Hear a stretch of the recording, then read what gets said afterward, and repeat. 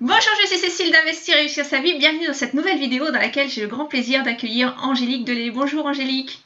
Bonjour Cécile, bonjour à tous. Alors Angélique, j'ai souhaité t'interviewer parce qu'on va parler d'un domaine que je ne connais pas. Et comme je suis très curieuse et que je pense que les gens qui vont regarder cette interview le sont aussi, eh bien ça va être intéressant de connaître ton activité. Donc tu es thérapeute énergétique et tu es coach de vie. Alors coach de vie, ça me parle un peu plus. C'est vrai que la thérapie énergétique, c'est quelque chose que je découvre avec toi. Donc j'ai vraiment envie d'en savoir plus et j'aimerais bien que tu nous expliques, pour commencer déjà, que tu te présentes brièvement et puis que tu nous expliques en quoi ça consiste. Bonjour à tous. Donc, je suis Angélique Delay, je suis thérapeute énergéticienne et coach de vie, comme l'a dit Cécile. Alors, en fait, je vais vous dire plusieurs choses. Déjà, nous sommes des êtres énergétiques. Donc, ça, c'est une conscience des choses qui, au premier abord, peut interpeller, peut surprendre. Mais en fait, tout ce que l'on voit, tout ce que l'on sent, quand vous voyez une personne, un meuble, un mur, un arbre, en fait, tout ça, c'est de l'énergie et nos sens nous permettent d'interpréter cette énergie avec des formes, des couleurs, des sensations, des odeurs, voilà. D'accord. Donc c'est des choses qu'on ne voit pas concrètement avec nos yeux, Alors, euh, mais voilà, qu'on ressent. nos sens nous permettent d'interpréter. D'accord. L'énergie. Et donc, tout ça pour dire que nous sommes des êtres énergétiques et que justement, c'est quelque chose, la thérapie énergétique est quelque chose qui n'a pas de limite. Quand on comprend que tout est énergie, on peut toucher la peau, mais on peut aussi, quand je fais un soin à une personne, elle-même, des fois, me dit, ah, c'est marrant, j'ai senti à tel endroit dans mon corps, à tel endroit. En fait, l'énergie va là où l'attention où le regard va, là où l'attention va, l'énergie va. Et D'accord. quand on fait un soin à une personne, ça va au-delà des limites du corps, des limites du De la matière, visible. quoi. Mhm. C'est voilà, tout ça pour dire qu'en fait, tout est possible et qu'on peut vraiment aider sans limite. Ouais. Alors, ce qui m'a impressionné, enfin, j'avais regardé deux trois vidéos de témoignages, notamment d'une personne, je crois, qui avait eu le cancer, un cancer avec un stade assez avancé, Oui. et qui avait guéri de ce cancer. Mhm. Et c'était juste impressionnant de regarder ce témoignage, en fait, parce que tu l'avais accompagné. Mm. Et on se dit, waouh, il est possible de guérir des maladies vraiment qui sont souvent réputées soit très très graves, soit des fois peut-être incurables, j'en sais rien, Mhm. mais en utilisant l'énergie. Par rapport au mot que tu as dit, incurable, alors ce qui est intéressant, c'est que tout ce qui n'est pas curable de l'extérieur est curable de l'intérieur. Et D'accord. tant qu'il y a de la vie, il y a de l'espoir. Waouh. Voilà. Ok. Donc là, on a eu un bel exemple avec cette dame-là qui a eu une très belle guérison parce qu'elle a été active. Elle avait vraiment envie de vivre et elle a vraiment fait ce qu'il fallait pour. Mhm. Euh, Moi, j'accompagne mes clients. Après, tout ne se fait pas par moi. Mhm. Mais effectivement, enfin, tout ce qui n'est pas curable de l'extérieur est curable de l'intérieur. Ce que je vous invite vraiment à intégrer, une des choses les plus importantes, c'est quand vous entendez quelqu'un, même un grand spécialiste, etc., dire on ne peut rien faire d'autre, on ne peut rien plus faire, ou il ne vous reste que 3 mois à vivre ou autre, mettez tout en doute. Posez-vous la question, ok, moi, qu'est-ce que j'en pense? Est-ce Mhm. que je décide de prendre sa vérité comme la mienne, ou est-ce que j'ai conscience que ce qu'il me dit, c'est juste le reflet de ses propres limites? Parce que la plupart des gens, malheureusement, qui sont dans la médecine allopathique, on a tous un certain savoir, on ne sait pas tout. Oui. Et, donc c'est important quand quelqu'un dit on ne peut plus rien faire, on ne peut rien faire d'autre, de comprendre que c'est juste que cette personne-là ne sait pas ce qu'on peut faire d'autre pour aider D'accord. la personne. C'est tout. Mhm. C'est Voilà. les limites de ses connaissances dans l'allopathie, par exemple, enfin de l'allopathie. Ce n'est que ses propres limites. Donc D'accord. vraiment, je vous invite à vous poser la question, ok, donc moi, qu'est-ce que je décide de croire et est-ce que je décide de chercher des solutions quand même ou D'accord. de prendre ses limites comme les miennes et dans ce cas-là, je me condamne moi-même. D'accord. Alors, Ça s'appuie sur de la médecine qui existe peut-être depuis longtemps dans certaines contrées, puisque en fait, on vient de parler d'allopathie par exemple, qui est un type de médecine, mais des médecines, il y en a plusieurs. Et est-ce que c'est quelque chose, toi, que tu as découvert justement ailleurs, ou est-ce que c'est quelque chose, enfin, est-ce que c'est lié à ton expérience? Comment tu as découvert ça en fait, et comment tu t'es lancée là-dedans? Alors, je m'y suis lancée de plusieurs manières, en fait. Il s'est passé quelque chose dans ma vie qui m'a réveillée. Voilà, j'ai eu une maladie grave alors que j'étais enceinte. À un moment donné, c'était la panique. J'ai pris les limites de la personne qui me suivait comme étant mes croyances. Je l'ai cru. Et à un moment donné, c'est l'instinct de survie qui reprend le dessus et qui nous réveille. Si j'avais cru en ses limites, si je l'avais écouté, peut-être qu'aujourd'hui je serais morte ou j'aurais perdu ma fille ou les deux. Wow. C'est pour ça que c'est vraiment important, même si c'est un spécialiste avec une très grande étiquette, posez-vous toujours la question, qu'est-ce que moi je décide de croire? Est-ce que moi j'ai envie de vivre? Voilà, si vous avez envie de vivre, tout est possible. Vous êtes encore vivant, tout est possible. Comment j'en suis venue là? Alors ça a été un beau chemin, donc là ça a été vraiment le réveil. Hein. J'ai eu dans ma vie un choc suffisamment violent pour me réveiller parce qu'en fait j'ai toujours eu ça en moi. Et donc finalement j'ai décidé que c'est pas la maladie qui m'aurait, que c'est moi qui l'aurais. Donc déjà j'ai changé mon état d'esprit par rapport à la maladie. J'ai repris le dessus, j'ai repris la responsabilité de ma vie. Ensuite, j'ai cherché d'autres solutions et j'en ai trouvé plein. Une première solution où je me suis dit, ah, mais c'est qu'il existe quand même des choses. Ensuite, une autre solution. Donc, première, c'était huile d'olive et huiles essentielles. Deuxième solution, de l'homéopathie. Et en fait, finalement, tout ça, ça a été pour moi des béquilles qui m'ont permis petit à petit de me redresser et de me dire, bah oui, oui, il y a des solutions. Oui, je veux vivre et oui, je vais vivre. Et j'ai décidé que j'allais vivre. Et moi et ma fille, et qu'on allait toutes les deux en bonne santé. Et que j'allais vivre ma grossesse et que j'allais accoucher et qu'on sera toutes les deux vivantes et en bonne santé. Et ce qui est le cas aujourd'hui. Génial. Et donc, ce choc suffisamment violent, donc ce qui nous arrive dans la vie souvent, hein, les choses les plus difficiles sont au fond les plus grands cadeaux. Parce que je suis vivante, je suis en bonne santé. Voilà. Donc, finalement, j'ai repris, donc j'ai changé mon alimentation aussi parce que je ne m'alimentais pas comme il fallait. Je commençais à m'y intéresser, mais là, je me suis intéressée beaucoup plus du coup. D'accord.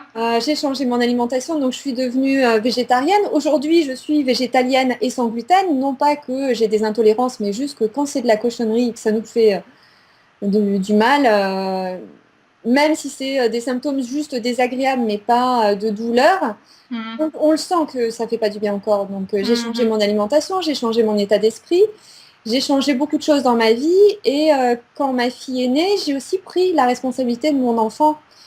Et là, je me suis dit, donc il s'est passé des choses. Quand on change des choses dans notre vie, il se passe aussi des synchronicités, entre guillemets. On commence à voir des choses aussi nouvelles qu'on ne voyait pas avant. Ouais.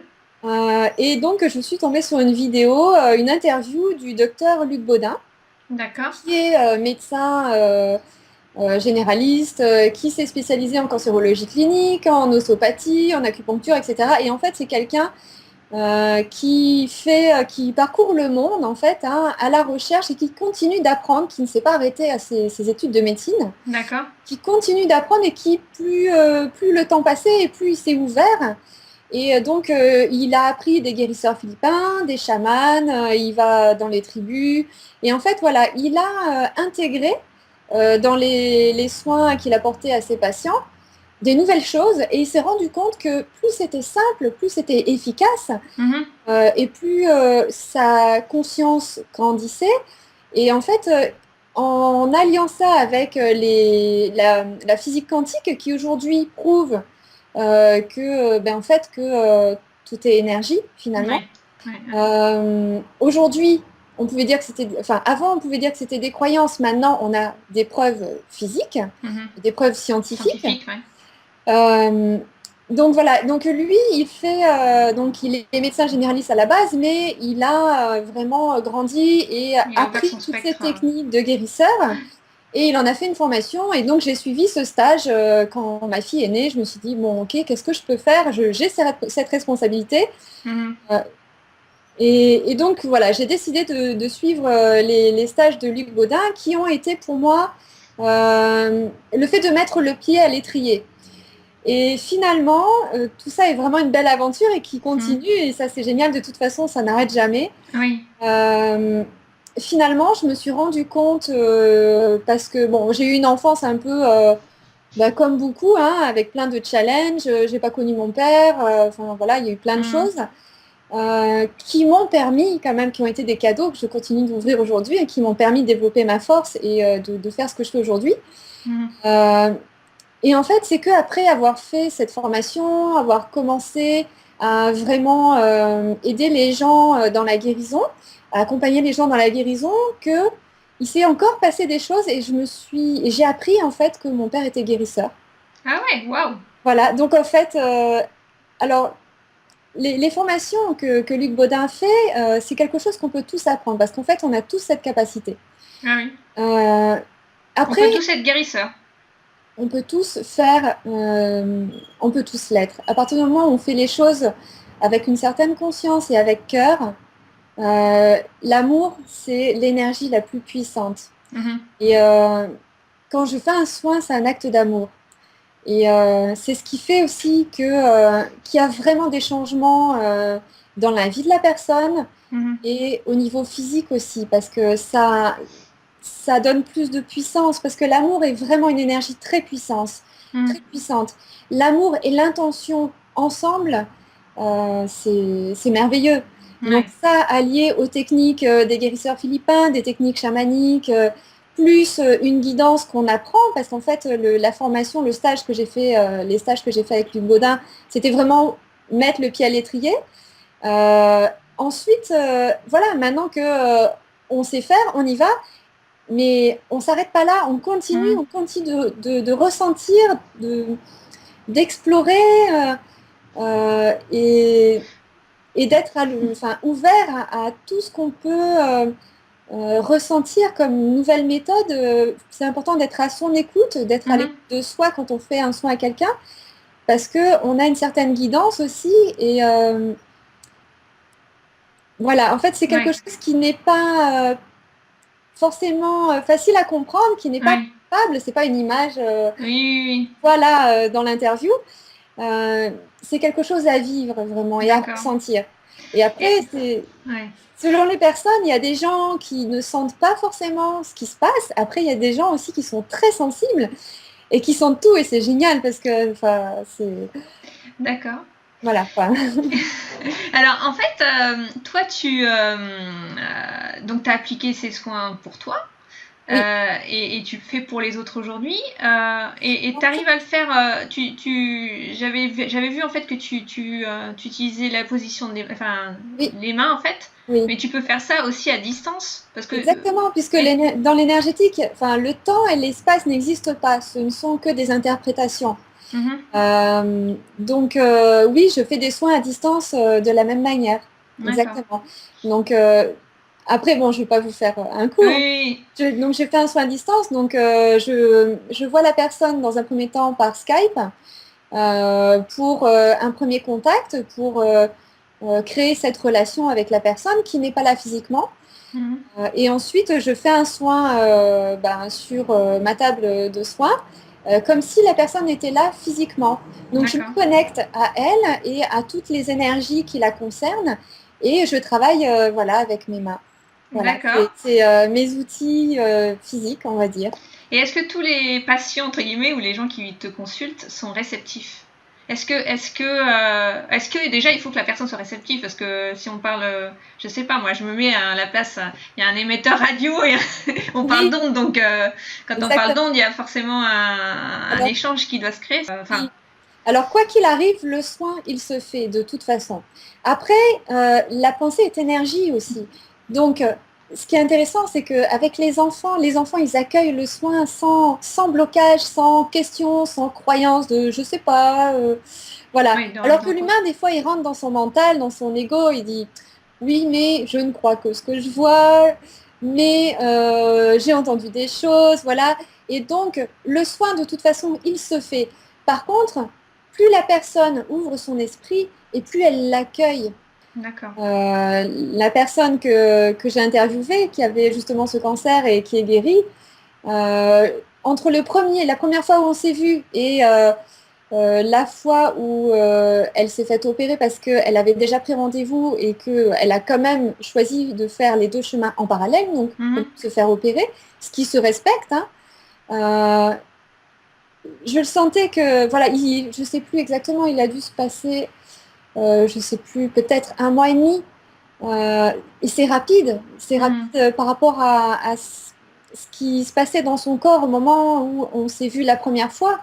Mais voilà, j'ai pas de preuves, j'ai pas d'image comme quoi elle est guérie au moment de l'opération. Par contre, j'ai quand même eu un très beau cadeau, même si j'ai pas d'image, donc de preuves physiques, euh, de l'infirmière en chef du service d'oncologie où elle s'est faite opérer, qui quand même m'a appelée personnellement et elle m'a dit, vous avez guéri notre patiente. Et ça, Wow. c'est un des plus beaux cadeaux parce que Oui, parce que c'est une reconnaissance de quelqu'un qui est dans l'allopathie à l'origine. Voilà, et c'est pas évident en plus pour quelqu'un qui est dans le domaine allopathique de, de lâcher ses croyances et dire ok, bah, il n'y a pas que ça en fait, il n'y a pas que ça. Et ça c'est bien, je trouve que c'est une avancée parce que dans beaucoup de cas, on pourrait éviter des opérations, on pourrait éviter beaucoup de choses. Et souvent, c'est les peurs et les croyances limitantes qui font qu'on va jusque-là. D'accord, waouh. Voilà. Et c'est un chemin qui n'est pas que physique. Le soin énergétique porte, oui, sur le corps, ça modifie physiquement, puisque quand on comprend en fait que tout est énergie, on peut mieux concevoir qu'une énergie euh, se change, se transforme, tout est transformable.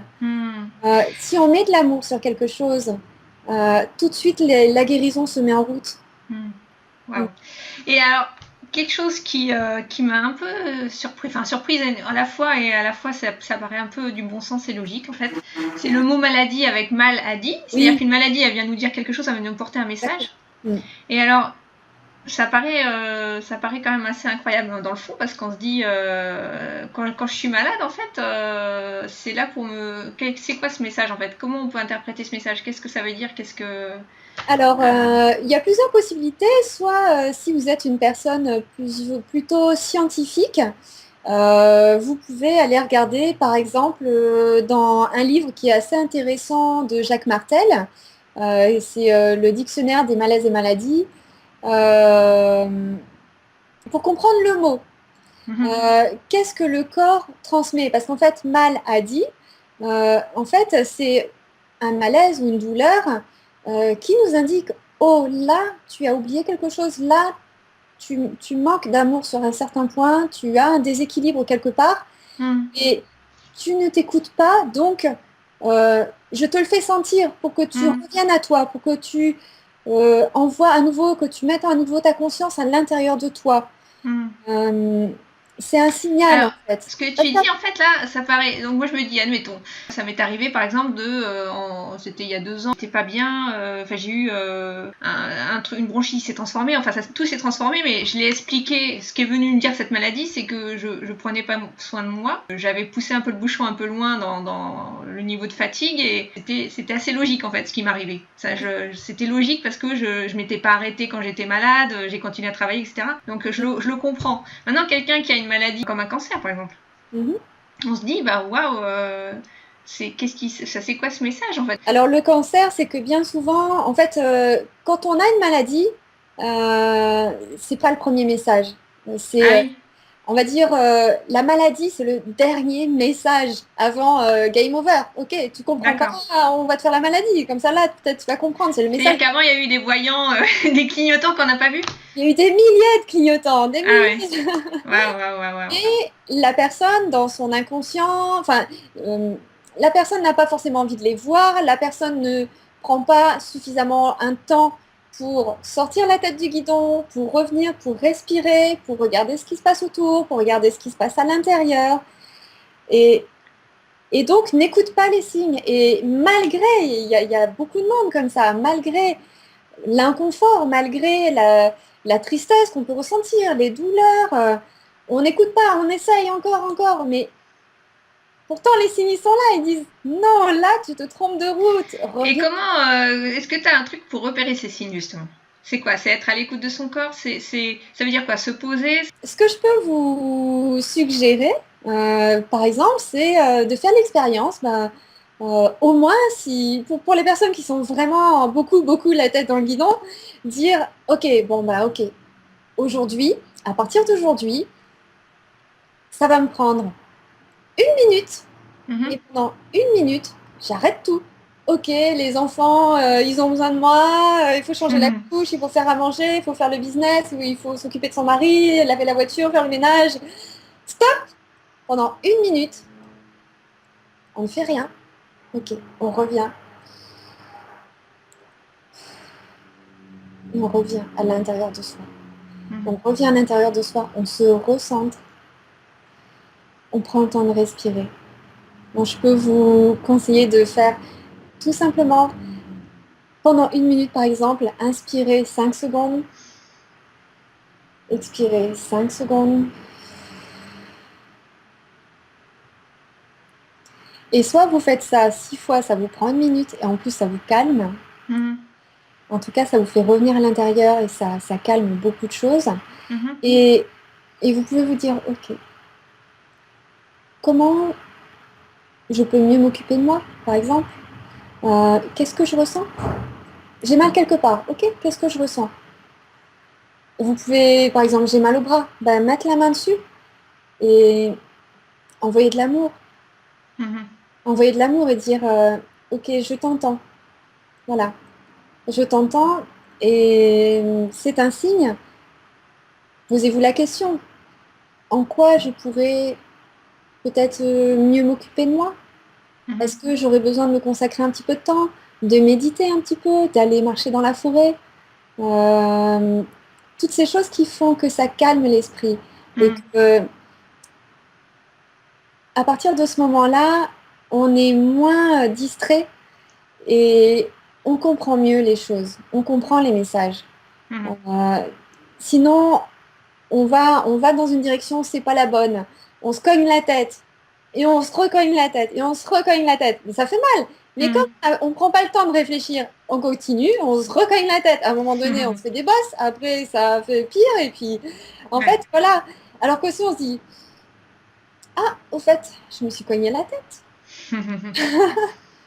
Alors, ce qui est intéressant, c'est que quelque part, ça veut dire aussi qu'on a le choix. C'est-à-dire que c'est une décision à prendre de se dire stop, je prends 7 minutes, c'est rien une minute finalement, 24 heures dans Une une minute, journée, une minute, on peut se dire ah mais j'ai pas une minute à moi. une Je sais minute. hein, parce que je vis ça souvent aussi, donc je comprends les gens à qui tu t'adresses et les mamans notamment qui sont un peu Mm, débordées. mm. Mais cette minute, on a le choix de la prendre. Si on n'a pas une minute, ben, on n'a pas de vie quelque part. Quoi. Alors, tout de suite, j'ai pas une minute à moi. Je vais vous poser la question. Si vous prenez pas une minute à vous, qu'est-ce qui va se passer? Hmm. Qu'est-ce qui va se passer pour vous, autour de vous, dans Hmm. votre corps? Et pour les mamans, qu'est-ce qui va se passer avec vos enfants? Ouais. Qu'est-ce que ça va créer? Quel est l'impact que ça va mettre sur vos enfants si vous Hmm. prenez pas une minute? Et ensuite, Oui. je vous pose la question. Si vous prenez une minute pour vous, une minute, et que vous respirez, et que vous vous recentrez, vous revenez à l'intérieur de vous et vous dites, je t'aime et je Hmm. suis là pour toi aussi. Pas que pour les enfants, le mari, les voisins, le travail, je suis là aussi pour moi. Hmm. Comment vous allez vous sentir? Est-ce que vous allez vous sentir plus détendu, plus en amour, plutôt que dans le stress? Est-ce que vous allez faire des meilleurs choix? Est-ce que vous allez être plus souriante? Est-ce que vos actions vont mieux porter leurs fruits? Hmm. Et du coup, quel exemple vous allez donner pour vos enfants en étant dans un meilleur état d'esprit? Est-ce qu'au final, ça va vous faire perdre du temps ou est-ce que ça va vous en faire gagner? Ouais. Ok, bah super. Merci pour toutes ces clés, tous ces conseils. Je pense que là, vous savez, si on fait un appel à l'action à la fin de cette vidéo, vous savez ce que vous avez à faire. Hein. Vous avez cette petite minute, vous l'appliquez dès aujourd'hui. Là, on n'a pas besoin d'attendre demain. On peut le faire dès aujourd'hui. Et en cas de crise, quand ça va pas, allez marcher dans la forêt ou asseyez-vous et même lâchez tout, allez dans la forêt. Allez, mettez, si vous voulez pas qu'on vous voit, mettez-vous dans un endroit où on vous voit pas, lâchez tout, pleurez, asseyez-vous contre un arbre. Un arbre, ça a une aura. Et quand vous êtes contre un arbre, que vous en soyez conscient ou non, vous êtes dans son aura. Et ça vous fait du bien. L'arbre, il vous fait du bien. Même marcher pieds nus dans l'herbe, ça vous décharge de toutes ces énergies, de tout ce stress, de toutes ces énergies qu'on accumule au quotidien. Ça va vous vider toutes ces énergies. Ça va pas vous fatiguer, ça va juste en fait vous détendre. Et ensuite, on peut difficilement remplir un verre qui est déjà plein d'une eau qui n'est pas bonne. Il faut d'abord la vider, l'eau, pour mettre une eau claire et limpide. C'est pareil. Si on essaie d'être bien, de se dire, ok, je veux me sentir bien, ok, décharger les choses. Ça, c'est une des choses que je fais systématiquement pendant un soin. C'est ce qu'on appelle la vidange des énergies usagées. On enlève toutes les énergies usagées qui sont liées à l'extérieur, qui sont liées à un mode de pensée qui n'est pas forcément bon, qui sont liées au stress. Tout ça fait que on accumule en nous des énergies qui ne sont pas bonnes. Et c'est important de les évacuer aussi. C'est un peu comme la détox en alimentation, quoi. Ce que tu es en Voilà, train de me dire. Détox énergétique. Détox énergétique. Voilà. Donc, marchez pieds nus dans l'herbe, allez vous asseoir contre un arbre, respirez, mettez-vous au soleil et respirez. Vous pouvez inspirer et quand vous expirez, vous pouvez visualiser que toutes ces énergies usagées partent par la plante de vos pieds, par vos racines, vont jusque dans la terre et il y a tout qui s'évacue. Et après, vous inspirez toutes les bonnes énergies. En fait, elles sont là, elles sont partout, elles sont disponibles tout le temps. Ouais. Ok. Bah, génial. Bah, écoute, merci beaucoup pour ces clés. C'est beaucoup plus clair pour moi, en tout cas. Hein. Si vous avez des questions, n'hésitez pas. Voilà, donc laissez vos questions à Angélique sous la vidéo. Et puis bon, toi, on peut te retrouver donc, sur ta page Facebook. Voilà, donc je te donne les éléments que tu pourras afficher aussi sur Facebook. YouTube puis... aussi, hein, j'ai une page YouTube que je commence sur laquelle je commence à mettre des vidéos sur les deux thèmes, hein, l'énergétique et le coaching. Parce qu'en fait, les deux sont complémentaires et selon le challenge qu'on a, c'est bien de faire plus de soins accompagnés du coaching ou un soin de temps en temps. En fait, un soin, c'est conseillé 1 à 2 fois par an quand tout va bien, histoire de régulariser les énergies et que justement, parce que en fait, une maladie, avant de s'inscrire dans le corps, elle s'inscrit au niveau vibratoire. Et quand je fais un soin, donc je me mets en résonance avec toutes ces choses et je vais régulariser ces énergies. Donc ça ne veut pas dire qu'une personne ne sera jamais malade parce qu'elle a un chemin à faire et que des fois, elle a besoin de passer par une maladie. Même si on prend des soins énergétiques, des fois, elle a besoin de vivre un challenge plus fort pour comprendre, comme moi, je suis aussi passée par là. Mais par contre, même quand tout va bien, faire un soin 1 à 2 fois par an, histoire de régulariser et d'avancer plus léger. Et le coaching, quand tout va bien, quand on a des challenges, quand on a envie d'évoluer, quand on a des questions qu'on se pose, pour passer des caps, quoi. Ou sur des choses vraiment très fortes aussi. Voilà, donc les deux sont vraiment, on va dire, le coaching et les soins se croisent à certains moments. Voilà. Quand il y a la maladie, c'est bien d'intégrer aussi le coaching. Ça permet vraiment de comprendre le message de la maladie et d'équilibrer ce qui a besoin d'être équilibré dans sa vie. Ce qui n'est pas toujours évident quand ça nécessite de prendre des décisions. Ok, merci pour cette présentation. Avec grand plaisir. Et puis, encore une fois, laissez vos commentaires. Prenez cette fameuse minute. 1 minute, c'est rien. C'est 60 secondes pour vous, c'est absolument rien. Faites-le et voilà, ça ne peut que changer votre vie pour le meilleur. Donc, faites-le. Merci Angélique, à très vite. Avec grand plaisir Cécile, à très bientôt.